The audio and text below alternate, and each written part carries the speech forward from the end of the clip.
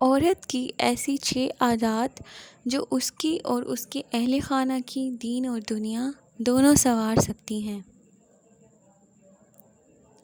عورت روتی بہت ہے۔ اگر عورت کا رونا اپنی اور اپنے اہل خانہ کی آخرت کی فکر پر ہو تو کوئی شک نہیں ہے کہ ہر گھر میں حضرت اویس قرنی جیسے بیٹے اور بی بی رابعہ بصری جیسی بیٹیاں پیدا ہوں۔ عورت بولتی بہت ہے۔ اگر عورت کا بولنا اپنے خاندان میں دعوت اسلام کو عام کرنے کے لیے ہو تو پورا معاشرہ امن اور نور کا نمونہ بن جائے۔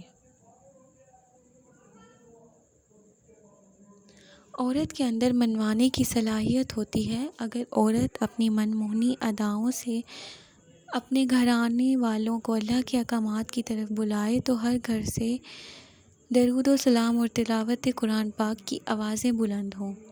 عورت صابر ہوتی ہے۔ اگر عورت اپنی نسلوں کو راہ راست پر لانے کی خاطر اللہ پاک کی راہ میں درپیش مشقتوں پر صبر کرنے والی بن جائے تو اس کی اولاد کی دین و دنیا سنورے گی ہی، ساتھ ساتھ اس عورت کا مقام بھی جنت کے اعلیٰ درجوں میں ہوگا۔